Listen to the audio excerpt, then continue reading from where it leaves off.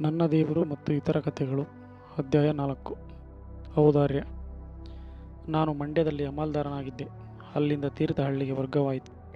ನನ್ನನ್ನು ಬೀಳ್ಕೊಳ್ಳುವಾಗ ನನ್ನ ಮಂಡ್ಯದ ಸ್ನೇಹಿತರೆಲ್ಲ ನಾನು ಉತ್ತರ ಧ್ರುವಕ್ಕೆ ಪ್ರವಾಸ ಹೊರಟೆನೋ ಎಂಬಂತೆ ಬಹಳ ಕಾತುರರಾಗಿದ್ದರು.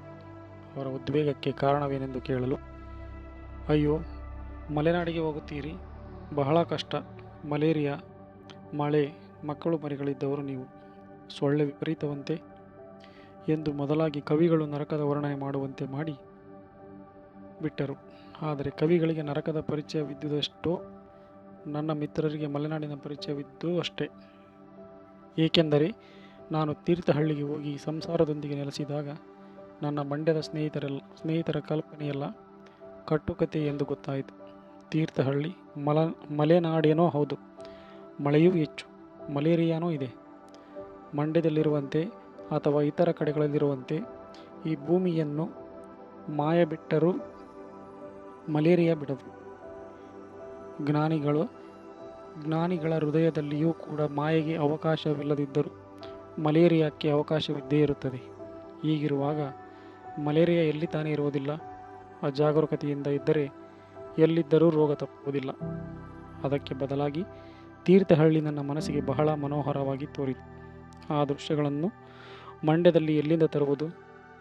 ಊರು ಮಾಲೆ ಮಾಲೆಯಾಗಿ ಹಬ್ಬಿರುವ ಹಸಿರು ಎಲೆಗಳ ಹದುಳು ತೆಕ್ಕೆಯಲ್ಲಿ ಮುದ್ದಾಗಿ ಮಂಡಿಸಿದೆ. ಅಲ್ಲದೆ ಹೆಚ್ಚು ಗಲಿಬಿಲಿ ಇಲ್ಲ. ಹತ್ತಿರದಲ್ಲಿಯೇ ತುಂಗಾ ನದಿ ಹರಿಯುತ್ತದೆ. ಅಲ್ಲಿ ಶಾಂತಿ, ಸೌಂದರ್ಯ, ಸೌಭಾಗ್ಯ ಎಲ್ಲವೂ ತಕ್ಕ ಮಟ್ಟಿಗೆ ಶ್ಲಾಘನೀಯವಾಗಿಯೇ ಇದ್ದಂತೆ ನನಗೆ ಕಂಡುಬಂದಿತು.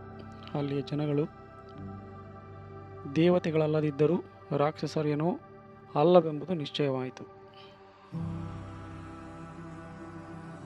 ಇತರ ಊರುಗಳಲ್ಲಿರುವಂತೆ ಅಲ್ಲಿಯೂ ಪಾರ್ಟಿ ವ್ಯಾಜ್ಯಗಳಿರಬಹುದು. ಆದರೆ ಅದರಿಂದ ನನಗೆ ಯಾವ ತೊಂದರೆಯೂ ಸಂಭವಿಸಲಿಲ್ಲ. ಆ ಊರಿನ ಇನ್ನೊಂದು ಗುಣವೇನೋ ನನಗೆ ಅಲ್ಲಿಗೆ ಹೋದ ಸ್ವಲ್ಪ ದಿನಗಳಲ್ಲಿಯೇ ತಿಳಿದು ಬಂತು. ಅದೇನೆಂದರೆ ಆರಂಭ ಶೂರತ್ವ. ಅಲ್ಲಿಯ ಜನಗಳೇ ಅದಕ್ಕೆ ಬೇಕಾದಷ್ಟು ಉದಾಹರಣೆಗಳನ್ನು ಕೊಟ್ಟರು. ಅದರಲ್ಲಿ ಒಂದು ಯಾವುದೆಂದರೆ, ಅಲ್ಲಿ ಈಗ ಪಾಳಾಗಿರುವ ಹೆಂಚಿನ ಕಾರ್ಖಾನೆ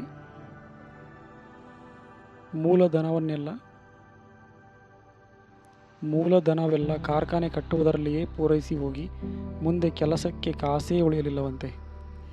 ಇದರಲ್ಲಿ ಎಷ್ಟು ಸುಳ್ಳೋ ಎಷ್ಟು ನಿಜವೋ ಯಾರಿಗೆ ಗೊತ್ತು. ಅಂತೂ ನಾನು ಊರಿನ ಹೊರಗೆ ಸಂಚಾರ ಹೋಗುತ್ತಿದ್ದಾಗ ಹೊಳೆಯ ಪಕ್ಕದಲ್ಲಿ ಒಂದು ದೊಡ್ಡ ಕಟ್ಟಡವೇನೋ ಪಾಳಾಗಿದ್ದುದು ಕಣ್ಣಿಗೆ ಬೀಳುತ್ತಿತ್ತು. ನನಗೆ ಚಿಕ್ಕಂದಿನಿಂದಲೂ ಪ್ರಕೃತಿ ಸೌಂದರ್ಯವೆಂದರೆ ಬಹಳ ಇಷ್ಟ. ಅದಕ್ಕಾಗಿಯೇ ನಾನು ಯಾವ ಊರಿನಲ್ಲಿದ್ದರೂ ವ್ಯಾಯಾಮದ ನೆವದಿಂದ ಬಹುದೂರ ಸಂಚಾರ ಹೋಗುವುದು ವಾಡಿಕೆ. ಅದರಲ್ಲಿಯೂ ತೀರ್ಥಹಳ್ಳಿಯಂತಹ ಊರಿನಲ್ಲಿ ಕೇಳಬೇಕೇ.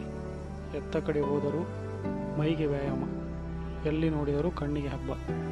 ಹೀಗಾಗಿ ನನ್ನ ವಾಯು ಸಂಚಾರ ಹೆಚ್ಚಾಯಿತು. ಕೆಲವು ಸಾರಿ ಮನೆಗೆ ಬರುವುದು ರಾತ್ರಿ 8 ಗಂಟೆಯಾಗಿ ಬಿಡುತ್ತಿತ್ತು. ನಮ್ಮ ಮನೆಯಾಕೆ ಸ್ವಲ್ಪ ಮುನಿದುಕೊಂಡು, ಇದೇನು ಬಯಲು ಸೀಮೆ ಎಂದು ತಿಳಿದುಕೊಂಡಿರೇನೋ? ಬರಿಯ ಕಾಡು. 5 ಗಂಟೆಗೆ ಕತ್ತಲಾಗಿ ಬಿಡುತ್ತೆ. ಅದರಲ್ಲಿಯೂ ಹುಲಿ ಚಿರತೆಗಳ ಕಾಟ. ನೀವೊಬ್ಬರೇ ಹೀಗೆ ಅಲಿಯುವುದು ಒಳ್ಳೆಯದಲ್ಲ ಎಂದು ಗದರಿಸಿದರು. ನಾನು ಮುಗುಳ್ನಗೆ ನಗುತ್ತಾ, ಇನಿಯಳ ಮುಂದೆ ಅದಕ್ಕಿಂತಲೂ ಪ್ರಬಲವಾದ ಪ್ರತಿವಾದ ವಿರಲಾರದೆಂದು ತಿಳಿದು ಸುಮ್ಮನಾಗಿ ಬಿಡುತ್ತಿದ್ದೆ. ಒಂದು ದಿನ ನಾನು ಹೋಗಿ ಇನ್ನೂ 15 ದಿನಗಳಾಗಿರಲಿಲ್ಲ. ಕಚೇರಿಯಲ್ಲಿ ಕೆಲಸ ಮುಗಿಯುವುದು 6:30 ಗಂಟೆ ಆಯಿತು. ಮನೆಗೆ ಬಂದೆ. ಸ್ವಲ್ಪ ಕಾಫಿ ತಿಂಡಿ ಪೂರೈಸಿಕೊಂಡು ಕೈಯಲ್ಲೊಂದು ಇಂಗ್ಲಿಷ್ ಕವನಗಳ ಪುಸ್ತಕ ತೆಗೆದುಕೊಂಡು ಹೊರಗೆ ಹೊರಟೆ. ಆಗಲೇ ಕತ್ತಲೆಯಾಗುತ್ತಿತ್ತು. ಆದರೆ ಹುಣ್ಣಿಮೆಯ ದಿನವಾದ್ದರಿಂದ ಬೇಕಾದಷ್ಟು ಬೆಳಕಿರುವುದೆಂದು ಧೈರ್ಯವಿತ್ತು. ನಮ್ಮಾಕೆ, ಇಷ್ಟು ಹೊತ್ತಿನಲ್ಲಿ ಎಲ್ಲಿಗೆ, ಅದರಲ್ಲಿಯೂ ಹುಣ್ಣಿಮೆಯ ದಿನ ಎಂದು ಕೋಪಿಸಿಕೊಂಡು ಪೊಲೀಸು ರಂಗಪ್ಪನನ್ನು ಕರೆದು, ನೀನೂ ಹೋಗೋ ಅವರ ಜೊತೆಯಲ್ಲಿ ಎಂದರು. ನಾನು ರಂಗಪ್ಪನಿಗೆ ಬರಬೇಡ ಎಂದು ಹೇಳಿ ದೂರ ಎಲ್ಲಿಗೂ ಹೋಗುವುದಿಲ್ಲ, ರಾಮತೀರ್ಥದ ಬಂಡೆಗೆ ಹೋಗಿ ಈಗ ಬಂದು ಬಿಡುತ್ತೇನೆ ಎಂದು ಹೇಳಿ ನಮ್ಮಾಕೆಯನ್ನು ಸಂತೈಸಿ, ಜೊತೆಗೆ ತಾನೂ ಬರುತ್ತೇನೆಂದು ಹಠ ಹಿಡಿದ ರಾಮವನ್ನು ಹೆದರಿಸಿ ಹಿಂದೆ ಬಿಟ್ಟು ಹೊರಟೆ. ನಮ್ಮ ಮನೆಗೂ ರಾಮತೀರ್ಥಕ್ಕೂ ಒಂದು ಪರ್ಲಾಂಗ್ ಕೂಡ ಆಗುತ್ತಿದ್ದಿಲ್ಲ. 10 ನಿಮಿಷದಲ್ಲಿಯೇ ಅಲ್ಲಿಗೆ ಹೋದೆ. ನಾನು ತೀರ್ಥಹಳ್ಳಿಯ ರಾಮತೀರ್ಥದಂತಹ ಸ್ಥಾನವನ್ನು ಬೇರೆಲ್ಲೂ ನೋಡಿಲ್ಲ. ಶೃಂಗೇರಿಯ ಸ್ನಾನಘಟ್ಟವು ಕೂಡ ರಾಮತೀರ್ಥದಷ್ಟು ರಮಣೀಯವಾದುದಲ್ಲ ಎಂದು ನನ್ನ ಭಾವನೆ. ರಾಮತೀರ್ಥವು ತುಂಗಾ ನದಿಯ ನಟ್ಟ ನಡುವೆ ಇರುವ ಒಂದು ಕಲ್ಲು ಮಂಟಪ. ಪರಶುರಾಮನು ತನ್ನ ತಾಯಿಯನ್ನು ಕಡಿದ ಮೇಲೆ ಕೊಡಲಿಯ ರಕ್ತವನ್ನು ಇನ್ನೆಲ್ಲಿಯೂ ತೊಳೆಯಲಾರದೆ ಇಲ್ಲಿಗೆ ಬಂದು ತೊಳೆದನಂತೆ. ಸುತ್ತಲೂ ಕಲ್ಲು ಬಂಡೆಗಳು ಆನೆಗಳಂತೆಯೂ ತಿಮಿಂಗಲಗಳಂತೆಯೂ ಮಲಗಿವೆ. ನದಿಯ ನೀರು ಕಲ್ಲುಗಳ ಮೇಲೆ ಹರಿಯುವುದರಿಂದ ಪಗ್ಗಡವಾಗದೆ ತಿಳಿಯಾಗಿ ಎಡೆಬಿಡದೆ ಮೊರೆಯುತ್ತಾ ಬಂಡೆಗಳಿಂದ ಹಾರಿ ಜಾರಿ ತುಂತುರು ತುಂತುರಾಗಿ ನೊರೆ ನೊರೆಯಾಗಿ ಸುಳಿ ಸುಳಿಯಾಗಿ ಸುತ್ತಿ ಹರಿಯುತ್ತದೆ. ಎಷ್ಟೋ ಶತಮಾನಗಳಿಂದ ಹೊಳೆ ಹರಿದು ಕಲ್ಲು ಬಂಡೆಗಳೆಲ್ಲ ಎಣ್ಣೆಯಂತೆ ನುಣುಪಾಗಿ ಹೋಗಿವೆ.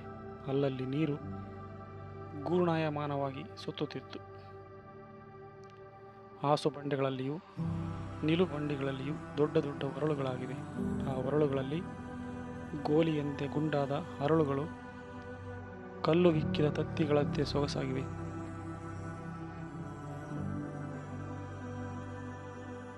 ನಾನು ಎತ್ತರವಾದ ಮಂಟಪದ ಬಂಡೆಯ ಮೇಲೆ ಕುಳಿತಿದ್ದೆ.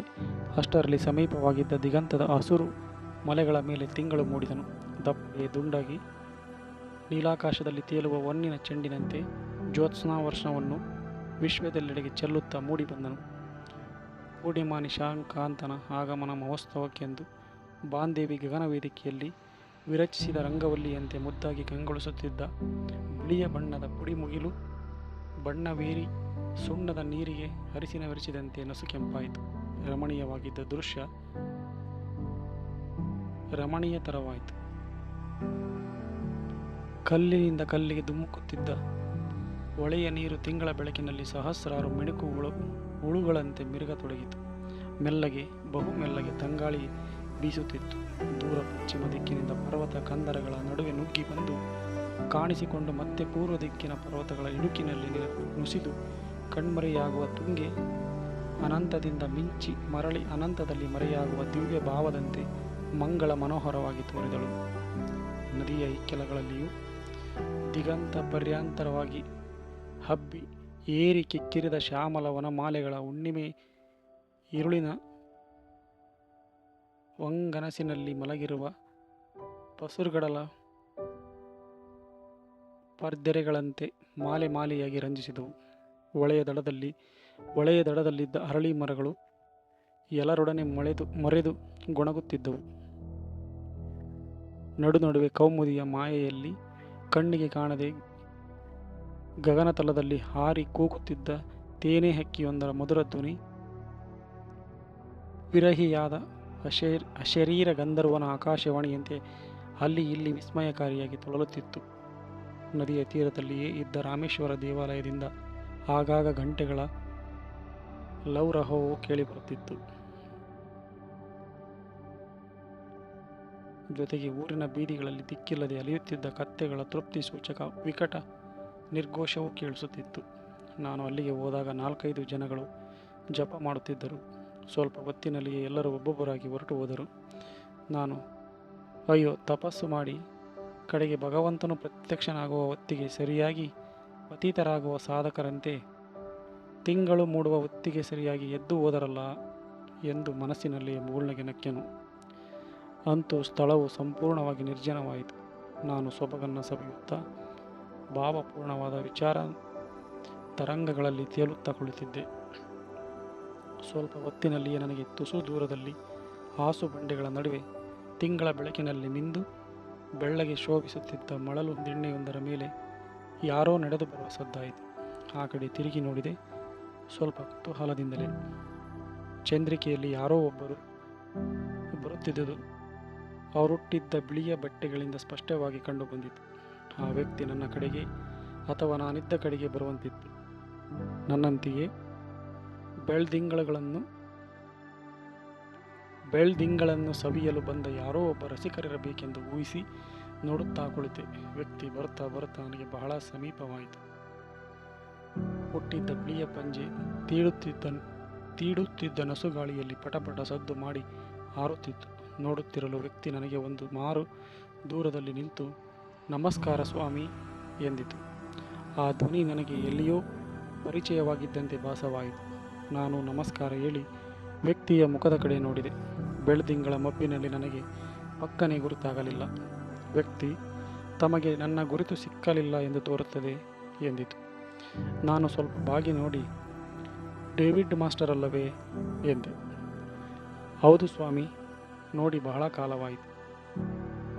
ಕುಳಿತುಕೊಳ್ಳಿ ಎಂದೆ. ಅವರು ನನ್ನ ಎದುರಾಗಿಯೇ ಹಾಸುಬಂಡೆಯ ಮೇಲೆ ಕುಳಿತರು. ನಾನು ಅವರನ್ನು ನೋಡದೆ ಬಹಳ ವರ್ಷಗಳಾಗಿದ್ದವು. ಹಾಗೂ ಈಗೂ ಬಹಳ ಮಾರ್ಪಾಡಾಗಿದ್ದರು. ದೇಹ ಕ್ಷೀಣಿಸಿ ಹೋಗಿತ್ತು. ಮುಖದಲ್ಲಿ ಕಳೆಯೇ ತೋರಲಿಲ್ಲ. ಅಲ್ಲದೆ ಅವರ ಧ್ವನಿ ಪಾತಾಳ ಸ್ವರವಾಗಿತ್ತು. ಅವರ ಅಂಗಭಂಗಿಯೆಲ್ಲ ಜೀವನದಲ್ಲಿ ಬಹಳ ಜಿಗುಪ್ಸೆ ಪಟ್ಟಂಥವರಂತಿತ್ತು.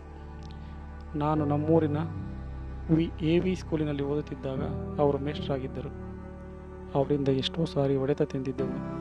ಡೇವಿಡ್ ಮಾಸ್ಟರ್ ಎಂದರೆ ಹುಡುಗರಿಗೆಲ್ಲ ಭಯ. ಒಂದು ಸಾರಿ ನಮ್ಮೂರಿನ ಕೆರೆಯಲ್ಲಿ ಒಬ್ಬ ಹುಡುಗ ಮುಳುಗಿ ಸತ್ತನು. ಮರುದಿನ ಸ್ಕೂಲಿನಲ್ಲಿ ಹುಡುಗರಾದ ನಾವೆಲ್ಲ ಸೇರಿ ಅದನ್ನೇ ಕುರಿತು ಬಾಯಿಗೆ ಬಂದಂತೆಲ್ಲ ಮಾತನಾಡುತ್ತಿದ್ದೆವು. ಆಗ ನಮ್ಮಲ್ಲಿ ಒಬ್ಬನು ನೀರಿನಲ್ಲಿ ಮುಳುಗಿ ಸಾಯುವುದು ಬಹಳ ಸುಖವಂತೆ ಎಂದು ತಾನು ಹಿರಿಯರಿಂದ ಕೇಳಿ ತಿಳಿದ ವಿಚಾರವನ್ನು ಸವಿಸ್ತಾರವಾಗಿ ಹೇಳಿದನು. ನಮ್ಮಲ್ಲಿ ಕೆಲವರದ್ದು ಸ್ವಲ್ಪ ವೈಜ್ಞಾನಿಕ ಪ್ರಕೃತಿಯಾಗಿತ್ತು. ಅವರು ಸಿದ್ಧಾಂತವನ್ನು ಕಾರ್ಯತಃ ಪ್ರಯೋಗಿಸಿಯೇ ಪರೀಕ್ಷಿಸಿ ಬಿಡಬೇಕೆಂದು ಮನಸ್ಸು ಮಾಡಿದರು. ಕೈಗೊಂಡ ಸಾಹಸದ ಆನಂದದ ಭರದಲ್ಲಿ ಪರಿಣಾಮವನ್ನು ಯಾರೊಬ್ಬರೂ ಯೋಚಿಸಲೇ ಇಲ್ಲ ಅಥವಾ ಗಣನೆಗೆ ತರಲೇ ಇಲ್ಲ. ಆ ದಿನ ಸಾಯಂಕಾಲವೇ ನಾವೆಲ್ಲರೂ ಸೇರಿ ಕೆರೆಯ ಬಳಿಗೆ ಹೋಗಿ ಕಿಟ್ಟುವನ್ನು ಬಲಾತ್ಕಾರದಿಂದ ಒಪ್ಪಿಸಿದೆವು. ನೀನೇನು ಹೆದರಬೇಡ, ಸಾಯುವ ಸಮಯದಲ್ಲಿ ಹಾಗೆ ಕೂಗಿಬಿಡು, ನಾವು ಮೇಲೆತ್ತಿ ಬಿಡುತ್ತೇವೆ, ಆಗ ನಿನಗಾದ ಸುಖವನ್ನು ಹೇಳಬಹುದು ಎಂದೆವು. ಅವನು ಒಪ್ಪಿದನು. ನಾವು 4 ಹುಡುಗರು ಸೇರಿ ಅವನನ್ನು ಎದೆಯೆತ್ತರದ ನೀರಿಗೆ ಒಯ್ದು ಮುಳುಗಿಸಿದೆವು. ಅವನು 5-6 ಕ್ಷಣಗಳಲ್ಲಿ ಚಿಮ್ಮಿ ಒದ್ದಾಡಲಾರಂಭಿಸಿದನು. ಕರಾರಿನಂತೆ ಅವನು ಸತ್ತೇ ಎಂದು ಕೂಗಿದ್ದರೆ ನಾವು ಅವನನ್ನು ಆ ರೀತಿ ಅಮುಕುತ್ತಿರಲಿಲ್ಲ. ಅವನು ಸ್ವಲ್ಪವೂ ಸದ್ದು ಮಾಡದೆ ಬರಿದೇ ಒದ್ದಾಡುತ್ತಿದ್ದುದರಿಂದ ಹದುಮಿದೆವು. ನೀರಿನೊಳಗೆ ಕೂಗಲಾಗುವುದೂ ಇಲ್ಲ, ಕೂಗಿದರೆ ಕೇಳಿಸುವುದೂ ಇಲ್ಲ ಎಂಬುದು ಆಗಿನ್ನೂ ನಮ್ಮ ವಿಜ್ಞಾನ ಪ್ರಪಂಚಕ್ಕೆ ತಿಳಿದಿರಲಿಲ್ಲ. ಅವನ ಒದ್ದಾಟ ಹೆಚ್ಚಾಯಿತು, ಬಹಳ ಹೆಚ್ಚಾಯಿತು. ಅಯ್ಯೋ, ನಮ್ಮ ಪ್ರಯೋಗವೆಲ್ಲ ಎಲ್ಲಿ ಹಾಳಾಗಿಬಹುದು ಎಂದು ಭಯವಾಯಿತು. ದಡದಲ್ಲಿದ್ದ ನಮ್ಮವರು ವಿಧವಾದ ಸ್ವರ ಮತ್ತು ಕರತಾಳಗಳಿಂದ ನಮ್ಮನ್ನು ಹುರಿದುಂಬಿಸುತ್ತಿದ್ದರು.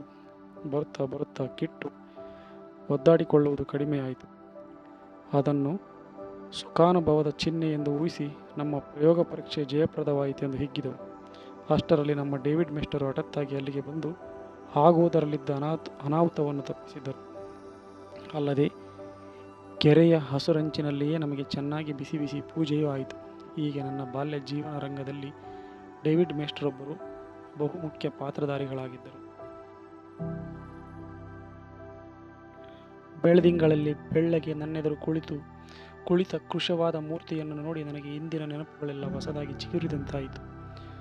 ಊರು ಬಿಟ್ಟು ನಾವು ಬಹು ದೂರದಲ್ಲಿರುವಾಗ ನಮ್ಮೂರಿನವರು ಯಾರಾದರಾಗಲಿ ಒಬ್ಬರು ಅಲ್ಲಿಗೆ ಬಂದರೆ ನಮಗೆಷ್ಟು ಸಂತೋಷವೋ, ಹಾಗೆಯೇ ಬಾಲ್ಯವನ್ನು ಬಿಟ್ಟು ಬಹುದೂರ ಕಾಲವಾಹಿನಿಯಲ್ಲಿ ತೇಲಿ ಹೋದ ಮೇಲೆ ಬಾಲ್ಯ ಜೀವನದ ಸ್ಮೃತಿಯನ್ನು ತಂದುಕೊಡುವ ಪ್ರತಿಯೊಂದು ವಸ್ತುವು ನಮಗೆ ಪ್ರಿಯವಾಗುತ್ತದೆ. ನಾನು ಕೂತುಕೊಳ್ಳಿ ಎಂದಾಗ ಕೂತುಕೊಂಡ ಡೇವಿಡ್ ಮೇಸ್ಟರು ಮಾತಾಡಲೂ ಇಲ್ಲ, ಅಲುಗಾಡಲೂ ಇಲ್ಲ. ಏನೋ ವ್ಯಸನ ಭಾರದಿಂದ ತಲೆಬಾಗಿ ಕುಳಿತಂತೆ ತೋರಿತು. ಬಹಳ ಕಾಲದ ಮೇಲೆ ಭೇಟಿಯಾದ ಹಿರಿಯರೊಡನೆ ಮಾತನಾಡದೆ ಸುಮ್ಮನೆ ಕುಳಿತಿರುವುದು ಮರ್ಯಾದೆಯಲ್ಲವೆಂದು ತಿಳಿದು ನಾನೇ ಮೊದಲು ಮಾಡಿದೆ. ನೀವೀಗ ಇಲ್ಲಿಯೇ ಇರುವುದೇನು ಎಂದೆ. ಹೌದು, ಈಗ ಇಲ್ಲಿಯೇ ಇದ್ದೇನೆ ಎಂದರು. ಅವರು ಉತ್ಸಾಹಪೂರ್ವಕವಾಗಿ ಮಾತನಾಡುವುದನ್ನು ಮರೆತು ಬಹುಕಾಲವಾದಂತೆ ತೋರಿತು. ನಿಮಗೆ ಇಲ್ಲಿಗೆ ವರ್ಗವಾದದ್ದು ಯಾವಾಗ? ಏನೋ ಸ್ವಾಮಿ, ನನ್ನ ಗೋಳು ಜಗದೀಶ್ವರನಿಗೂ ಬೇಡವಾಗಿದೆ. ನಿಮ್ಮ ಕುಟುಂಬ ಸುಖವಾಗಿದ್ದಾರೆಯೇ? ಸುಖವಾಗಿದ್ದರು ಎಂದು ನೀಳವಾಗಿ ಸೊಯ್ದರು. ನಾನು ಸ್ವಲ್ಪ ಅಪ್ರತಿಭನಾದೆ. ಏನು ಮಾತನಾಡಬೇಕೆಂದು ತೋರಲಿಲ್ಲ. ಏನು ಆಡಿದರೂ ಅದೆಲ್ಲವೂ ಅವರ ನೋವನ್ನು ಮರಳಿ ಕೆಣಕಿದಂತೆ ತೋರುತ್ತಿತ್ತು. ತಮಗೆ ಮಕ್ಕಳಿದ್ದಾರೆಯೇ ಎಂದೆ. ಒಬ್ಬನು ಇದ್ದ ಎಂದು ಮಾತ್ರ ನೀಳವಾಗಿ ಸೊಯ್ದರು. ಸುಯ್ದವರು ಹೇಳತೊಡಗಿದರು. ಕಟ್ಟಿ ನಿಲ್ಲಿಸಿದ್ದ ದುಃಖವೆಲ್ಲ ಒಂದೇ ಸಾರಿ ಕಟ್ಟೆಯೊಡೆದು ಧುಮುಕಿದಂತಾಯಿತು. ಅಯ್ಯೋ, ನಾನೇನು ಪಾಪ ಮಾಡಿ ಹುಟ್ಟಿದೇನೋ ನಾನರಿಯೇ. ನನ್ನ ಮೊದಲನೇ ಹೆಂಡತಿ ನನಗೆ ಸಾಕ್ಷಾತ್ ಲಕ್ಷ್ಮಿ ಅಂತಿದ್ದರು. ಇಬ್ಬರು ಸೇರಿ ಸುಖವಾಗಿ 6 ವರ್ಷ ಸಂಸಾರ ಮಾಡಿದೆವು. ಬರುತ್ತಿದ್ದುದು 15 ರೂಪಾಯಿ ಸಂಬಳವಾದರೂ ನೆಮ್ಮದಿಯಿಂದಿದ್ದೆವು. ಆಕೆ ಒಂದು ಗಂಡು ಕೂಸನ್ನು ಎತ್ತು ಕಣ್ಣು ಮುಚ್ಚಿಕೊಂಡಳು. ಡೇವಿಡ್ ಮೇಸ್ಟರು ಆಗ ತಾನೇ ಹೆಂಡತಿ ಸತ್ತವರಂತೆ ಅಳತೊಡಗಿದರು. ನನಗೂ ಕಣ್ಣಲ್ಲಿ ನೀರು ಬಂತು. ಮತ್ತೆ ಹೇಳಿದರು, ಅಷ್ಟಕ್ಕೆ ಕೊನೆಗಾಣಲಿಲ್ಲ ಸ್ವಾಮಿ ನನ್ನ ಅನಿಷ್ಟ. ಸ್ವಲ್ಪ ಕಾಲ ಪತ್ನಿ ವಿಯೋಗ ದುಃಖದಲ್ಲಿಯೇ ನೆವೆದೆ.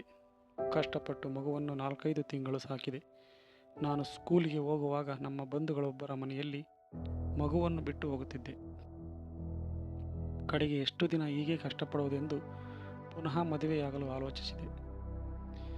ನಾನು ಯಾರ ಮನೆಯಲ್ಲಿ ಕೂಸನ್ನು ಬಿಟ್ಟು ಹೋಗುತ್ತಿದ್ದೇನೋ ಅವರ ಮನೆಯಲ್ಲಿ ವಿವಾಹಕ್ಕೆ ಸಿದ್ಧಳಾದ ಒಬ್ಬ ಯುವತಿ ಇದ್ದಳು. ಆಕೆಯೇ ನನ್ನ ಮಗುವನ್ನು ತಾಯಿಯಂತೆ ನೋಡಿಕೊಳ್ಳುತ್ತಿದ್ದಳು. ತಾಯಿಯಂತೆಯೇ ಇರುವವಳು ತಾಯಿಯೇ ಏಕೆ ಆಗಿ ಬಿಡಬಾರದೆಂದು ನಾನು ಅವಳನ್ನು ಮದುವೆಯಾದೆ. ಆಕೆಗೆ ಅದೇ ಊರಿನಲ್ಲಿಯೇ ಗರ್ಲ್ಸ್ ಸ್ಕೂಲಿನಲ್ಲಿ ಉಪಾಧ್ಯಾಯಿನಿಯ ಕೆಲಸವಿತ್ತು. ಮದುವೆಯಾದ ಕೆಲವು ದಿನಗಳಲ್ಲಿಯೇ ಆಕೆಯ ನಡತೆ ವ್ಯತ್ಯಾಸವಾಗತೊಡಗಿತು. ಮಗುವನ್ನು ಹದರದಿಂದ ಸಾಕುತ್ತಿದ್ದವಳು ಈಗ ಉದಾಸೀನ್ಯದಿಂದ ನೋಡುವಂತೆ ತೋರಿತು. ಮೊದಲು ನನ್ನೊಡನೆ ಆಡುತ್ತಿದ್ದ ಮೃದುವಾದ ಮಾತುಗಳು ಬರಬರುತ್ತಾ ಕಠಿಣವಾದವು.